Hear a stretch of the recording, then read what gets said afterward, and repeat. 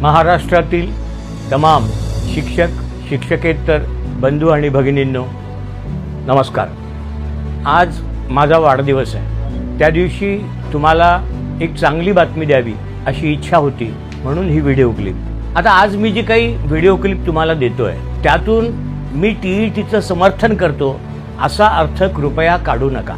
टीईटीला माझा विरोधच आहे, परंतु तो विरोध दर्शवत असताना मुळासकट टीईटी फेकून देणे हे जरी उद्दिष्ट असलं तरी पण आपण टीईटी रद्द करण्यासंबंधात हळूहळू त्याच्यापर्यंत कसं जाऊ शकतो, म्हणून मी यापूर्वीही 4 उपाय सांगितले होते। पहिला उपाय असा होता की जी टीईटी होती आहे त्या टीईटीमध्ये सेवेतील शिक्षकांना गुणवत्ता प्राप्त करणे, पास होण्याकरता कमी गुणाची मर्यादा ठेवणे। साधारणतः महाराष्ट्र शासनाने माजी सैनिकांकरता 15 गुणांची सवलत दिली आहे। मग ती सवलत सेवेतील शिक्षकांना देता येऊ शकते का, तो एक प्रयत्न आहे। दुसरा प्रयत्न असा आहे की सेवेतील शिक्षकांसाठी वेगळी टीईटी निर्माण करून त्याची काठिण्य पातळी कमी करणे हा दुसरा विषय आहे। तिसरा विषय असा आहे की केंद्र शासनाने या संबंधात जर कायदा केला की 2010 पर्यंतच्या सर्व शिक्षकांना सूट, कारण आरटीई 2010 ला आलाय, त्यामुळे तो कायदा होऊ शकतो का, तो कायदा करता येईल का, हा माझा तिसरा प्रयत्न आहे। आणि चौथा प्रयत्न, तो कायदा होण्यासाठी म्हणून जर मी कुठे अपयशी ठरलो तर सभागृहात जर गेलो तर शिक्षकांचा आतापर्यंतचा अनुभव पाहता त्यांना मानव टीईटी घोषित करणे हा माझा चौथा प्रयत्न आहे। म्हणजे टीईटीसाठी या 4 प्रकारचे मी प्रयत्न करणारच आहे। टीईटीला माझा विरोध हा आहेच, किंबहुना टीईटी मुळासकट उचलून फेकली पाहिजे, केंद्राने कायदा केला पाहिजे, यासाठी काही दिवसात दिल्लीला आंदोलन करण्याचा देखील माझा मानस आहे, तो मी करेन।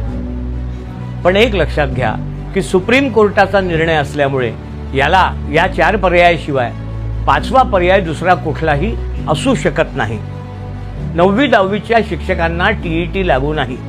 मी अनेक वेळा सांगितलं, जिथे 8, 9, 10 आहे तिथे 8व्या वर्गाचा जो शिक्षक आहे त्याला टीईटी लागू असेल, किंबहुना जो सगळ्यात ज्युनियर असेल त्याला टीईटी लागू असेल, परंतु 9वी 10वीच्या शिक्षकांना टीईटी लागू नाही।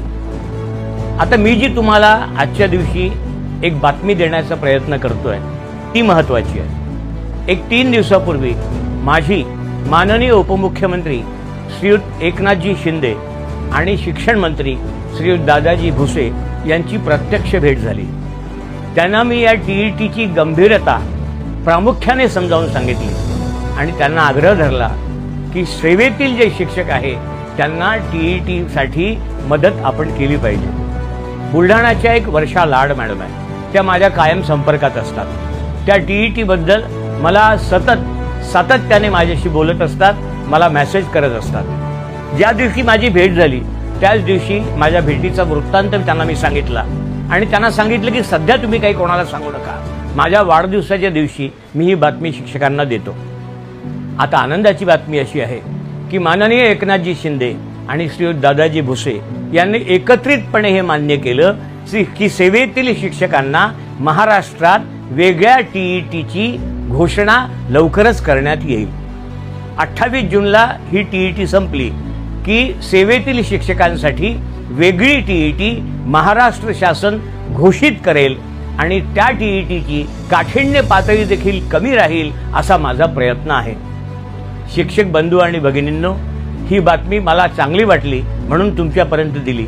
याचा अर्थ मी टीईटीचं समर्थन करत नाही, टीईटी रद्द करण्याचा माझा पहिला मानस आहे, परंतु त्या दृष्टीने एक पाऊल पुढे या दृष्टीने मी या प्रसंगाकडे पाहतो आणि सेवेतील शिक्षकांना यापुढे टीईटी देण्यासाठी, त्यांचं काठिण्य कमी करण्यासाठी माझा सतत प्रयत्न असेल। लवकरच सेवेतील शिक्षकांची टीईटी आयोजित केली जाईल असं आश्वासन तुम्हाला देतो।